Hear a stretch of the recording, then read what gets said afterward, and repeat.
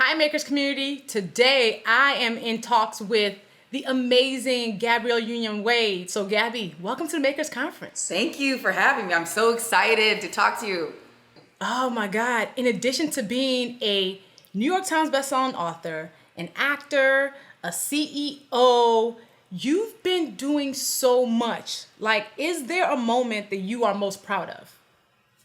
Oh gosh, it's always the last moment I'm most proud of. Yeah, I think this morning, those days you wake up and you're like, ooh, I don't have it. And you kind of know it from the moment you wake up. They're like, ooh, today's not the day. Today's not the day. Nothing bad or crazy should happen. Don't dart out in front of me in traffic. Like, I just need everything to be smooth. And I woke up with that feeling, and Kav woke up what sounded like a night terror. And I'm, immediately that jolt of like, oh my God, what's happening, when your nerves are already a little.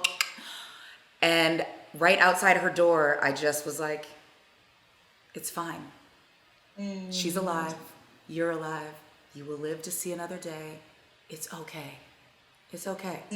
And it's that moment I had to like take a beat and just be like, give yourself grace. Yes. Give your child grace. Yes. Clearly, neither of us have it today. And it's okay, we don't have to. You know what I mean? You don't have to be perfect every day. You don't even have to be anywhere near perfect every day. You just have to be able to remind yourself, it's okay to not have it. Yes. So how do you think, I mean, that's real though, because I think we really do beat ourselves up on the days that are rough.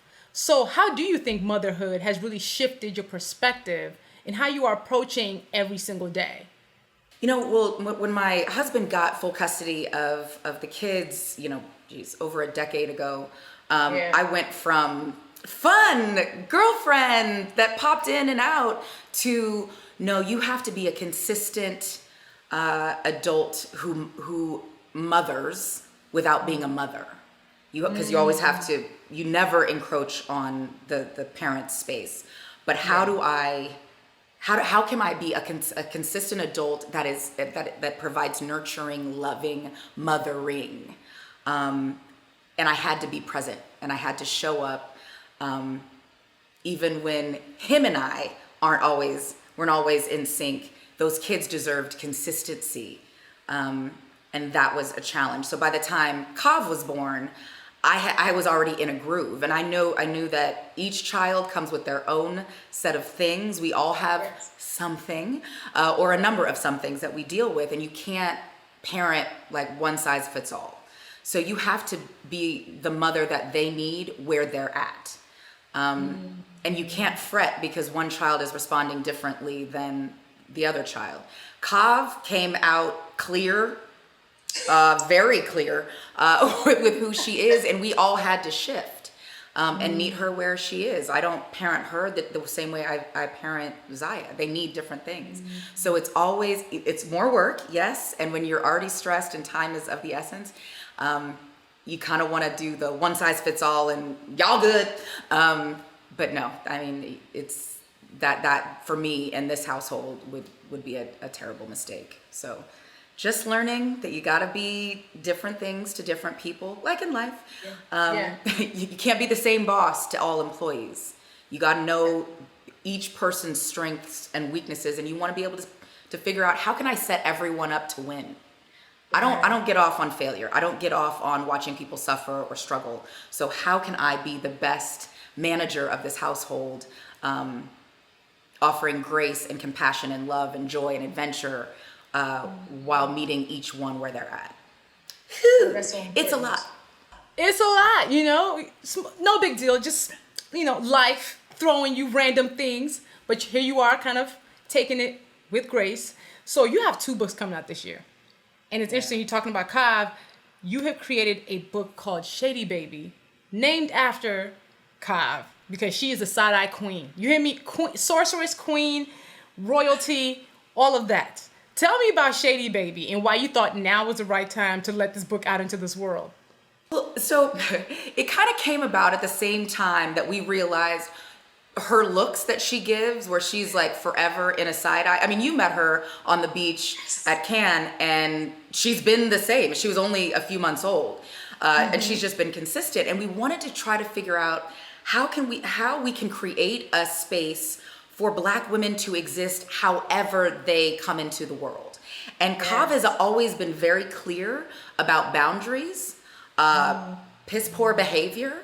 And she's just been very clear about who she is. And we wanted to create a fun way for young Black girls to be comfortable with accountability, and showing accountability and enforcing boundaries and encouraging good, non-problematic behavior to be a good thing and not as some weird punishment. And it's gonna start, we're gonna need to start them as babies and toddlers. So we wanted to create a book that celebrated that. And it coincided with, I read an article, I think it popped up on Twitter, where it was like, movie villains that weren't really villains. And my character of Isis from Bring It On, which people, I didn't realize that people called her a villain. They called her a villain because she demanded accountability. She demanded that the other team show their work and either sink or swim based on their own actual talent. And for that, my character was a villain. And that struck me. And we wanted to, like, Cobb's shady faces and her, side eye, we wanted to show that as a positive. Because all she's doing is encouraging us to be our best selves, you know? And that should be a positive thing. It is a positive thing, but when Black girls do it, it's considered negative. When we draw our lines, people go, oh, she got an attitude. No, she's a young girl who knows what she wants, knows what she does not like, and she will let you know. She's a professional troublemaker. Absolutely. She is absolutely. I was like, I have been following her account since probably the day you created it, okay? Because I was like, I get her. I was that kid. So to see that reflected in a book, there's going to be so many kids who are going to be like, that's me, or that's my sister, or that's my brother. So what are you wishing for this book? I hope that everyone is able to love it for exactly what it is, which is a beautiful celebration of young Black girls in positions of leadership, of compassionate leadership, all encouraging us to be our best, most productive, loving, sharing, caring selves. And it's funny, it's sweet, there's fashion, there's joy, there's real joy in accountability without being preachy. And that's what we want to create. And hopefully that will be the takeaway. It comes out on May 18th, so everyone can go pre-order Shady Baby, buy a few copies, get it for your kids, get it for their friends. Everybody needs Shady Baby in their lives. I mean, I think most of the people that I know that are pre-ordering it don't have kids. They just want it for themselves. And that's good too, because sometimes adults need to be reminded that accountability is a good thing. It's okay to be corrected because it just means everyone else around you benefits. That's a word. I'm getting it for myself. I'm like, no. This copy is going to be mine. Thank you guys. Because this Shady Baby is me. So absolutely. Like, I'm here for it. For you, you've been public for, at this point, what, 30 years? Yeah. I've been, yeah. Like 25. 25 years, a few, just a little. How do you maintain yourself in this world that has you out here constantly? I wasn't. I mean, I have to be completely transparent and honest. I wasn't.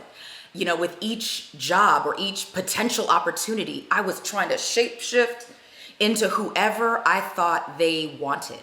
And it was never me because I didn't believe I was worthy enough to be what they wanted. You know what I'm saying? So I was constantly trying to change my look, constantly trying to change my voice. I was listening to early, performances. I was like, what happened? But in my mind, my deep natural voice wasn't good enough. It wasn't worthy enough. So I was constantly changing literally every part of me to be accepted and to be chosen. You know what happens when we all want to be chosen. And I wanted to be chosen so bad. So it really wasn't until my early 40s, like relatively recently, where I think we all have our basket of Fs, and usually they're full. Like we care about, being judged and being chosen and always putting what we think is whatever the world says is the best or the most worthy or the most desirable, face forward. And I realized I don't want to move through the world as someone else's idea of who I should be. I want you to love Gabrielle Monique Union Wade for exactly who I am. And I can't even allow you to do that because I've never given you the space to love me exactly as I am. Like, I made decisions for you based on my own insecurity and fear. So what's the worst that can happen? I've been unemployed as a shapeshifter. I don't mind being I don't mind being unemployed as me. And I haven't been. From the second I became completely, I don't want to say completely transformed, but the second I embraced transparency and vulnerability as my superpower, everything changed and the world opened up to me in ways I never thought I deserved or would ever be seen as worthy to be a part of, much less enjoy. And now my basket is empty, as you can see. I don't care. And I'm gonna be honest. I'm just gonna be honest about whatever it is. People got a deal. How do you find, was there a catalyst moment that finally made you go, you know what? Why have I been doing all this stuff? Or was it just you just being tired of showing up different? Over time, I have had so many, I call them mini deaths. It's like the death of the person you were. And each time I got a little closer, like, okay, who I was died. I have to mourn who that person was and the people that person attracted and the opportunities that person attracted, due to fear and due to this and just wild insecurity. So with each death, it created more space for me to kind of build a bear my life, and become the woman I actually wanted to be, that I never gave myself a chance to be. So it's just been gradual with each, and they usually coincided with a terrible, just something catastrophic. I think the first death would have been when I was raped at 19, at work. And then, getting divorced and it being such a public thing. And then every major public humiliation I have suffered, a death has sort of come from that. And the phoenix that has risen in the wake of those deaths, I don't care. I don't care. I can't care, because if I care, now I'm taking up space that should be used for exploration and personal evolution, with fear. Because really, me caring about being judged or me caring about what everyone thinks is really just me reacting to fear. And I don't ever want to react out of fear. I want to react out of love. I want to react out of grace. I want to react out of compassion and adventure. All good things. So this year's conference theme is keep going. What do you think you would have told 19-year-old Gabby who was betrayed how to keep going? Today, I would tell her, you are not what happened to you. You are not going to feel this way forever. You're going to be okay. And who will come out of this is a woman that you've never even read about. You can't even imagine the strength and the power of the woman that will come, not necessarily from this, but out of this. And therapy is your friend. Your therapist is not judging you.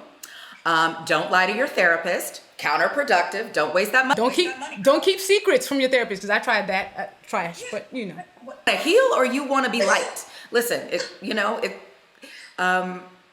but that you're gonna be okay, and okay in a way that you will experience so much joy and love and peace that you cannot fathom right now, but it's coming, and hold on.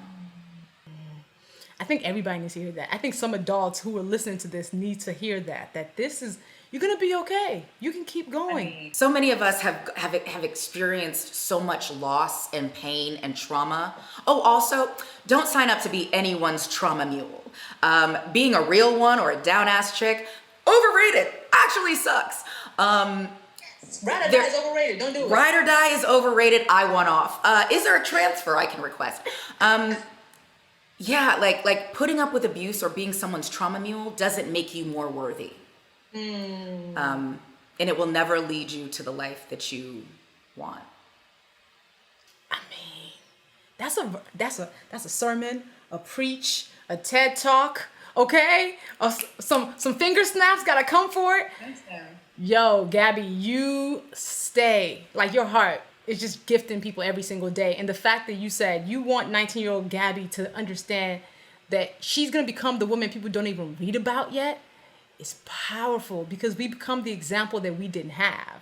So you became the woman that 19-year-old Gabby needed to talk to after that horrific thing happened to her. And now you are somebody that other people can look to in their moments of crisis to say, you know what, I am going to keep going because Gabby did. Because the second you stop, that's when defeat happens. That's when you've sucked up all the air out of the room and no one can breathe. You know what I'm saying? You're not the only one that's going to suffocate from that, from you stopping in your tracks. You know what I'm saying? There's times where you got to take a break because, you know, recovering from trauma, recovering from all the isms, recovering from just catastrophic crap that happens in everyday life. Yeah. Take a break. A break is fine, but don't stop. You know, when you're taking a break, refuel your spirit, refuel your soul, because it's going to take all of it, everything in you to keep going. Yes. And it's also okay to say no thank you, hell no, not for me, I'm actually okay, or that is actually not my job. I can help, but let's all acknowledge that that's actually not my job. And like real boundaries, you know, creating boundaries surrounding trauma, surrounding problematic people, workplaces, experiences. That is self-care. That is radical self-care.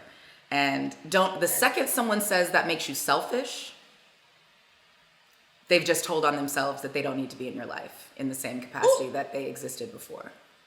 Well, draw your lines without guilt and surround yourself by people who will let you honor yourself. Absolutely. And you cover this in so beautifully also in your book, Professional Trophy. Listen, you're a gem, you're a gift. I am ordering multiple copies of Shady Baby because I'm surrounded by nothing but shady people, the best kind. And I am really excited to see what else is next. I am on Team Gabby always. Thank you. And I'm on Team Luvvie till the wheels fall off.